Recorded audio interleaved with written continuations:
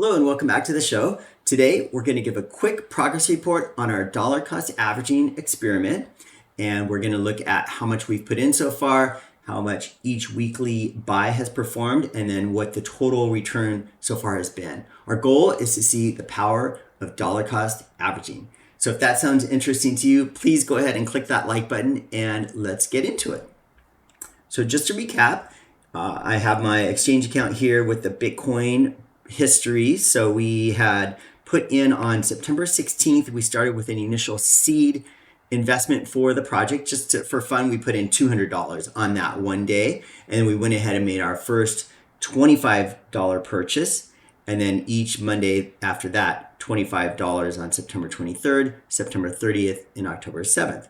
So with 4 $25 purchases so far, that's $100 plus the initial $200 of buys brings us to $300 total in so far.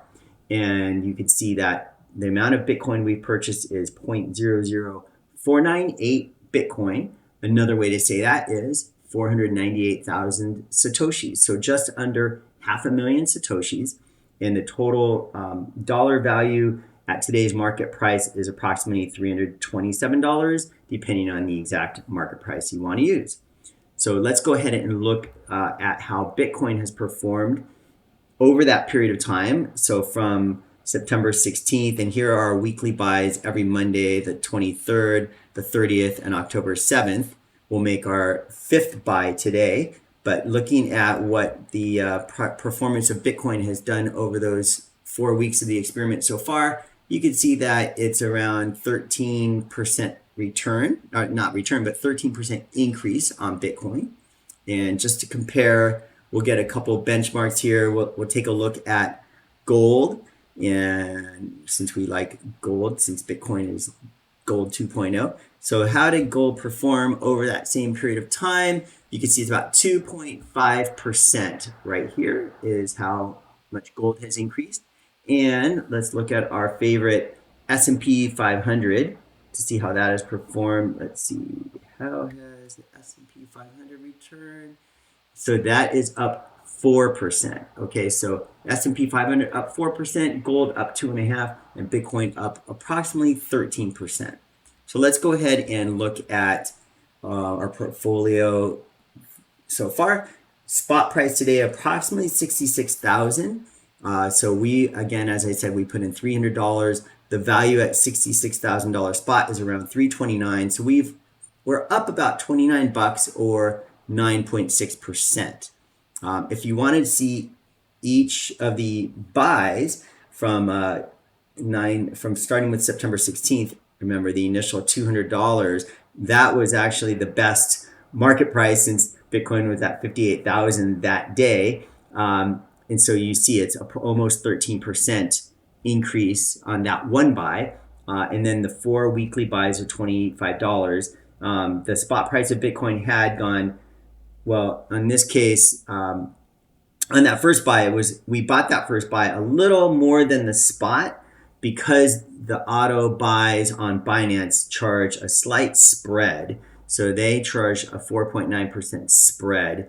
When I realized that Binance charges a slight spread on these auto buys, I went ahead and I'm just doing market buys now. So I'm not doing the automatic Binance purchase. You can see the spot price had fluctuated from an initial buy to 58. It rose actually to a high on September 23rd of $66,000. So you can see we actually only bought 37,000 Satoshis when the spot price was high.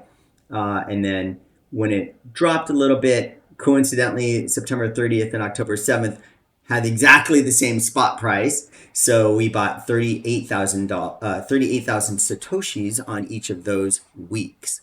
So that's the whole story right there. I kind of give you the update on how we're doing so far. 9.6% return, which is pretty good. I mean, if we would have gone all in on September 16th, put the full $300 in then, obviously we'd be up even higher. We'd be up to 12.8% right now. You could see we're actually down on the September 23rd investment. We're down by 1% because we bought that above today's spot price. The good news is that we actually, with the price dip, we were able to pick up even more Satoshis. We got 38,000 Satoshis rather than 37,000 on September 23rd. So that is the power of dollar cost averaging, is that when the price is lower, you're buying more Satoshis. Then when it's higher, you're buying fewer. But ultimately, you want the price to go up. So you're not complaining that the price went up. You do want the price to go up.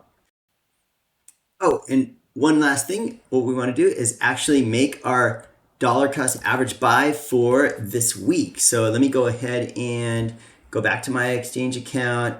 I'm going to do spot trading, going to buy some Bitcoin. I'm going to do a market buy. So using our USDT, looks like this market price is 65,901, and let's just go ahead and buy. So yes, we got a slight discount, I guess, under 66,000, and it looks like, no, it's going to be a limit buy, so hopefully that will execute. I'm just going to leave that in as a limit buy. Let's see if it executes. Ah, there it goes. So it executed. Limit buy at 65,901. All right, so we'll check back next week, and we'll check the status on that buy.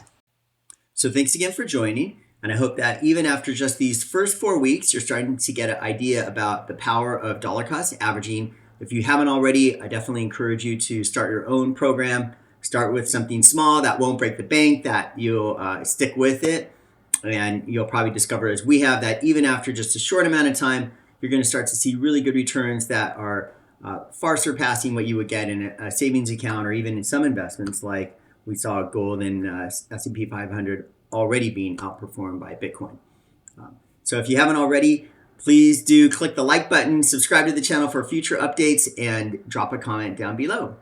And we'll look forward to seeing you next time. But until then, be wise, be safe, and stack sats.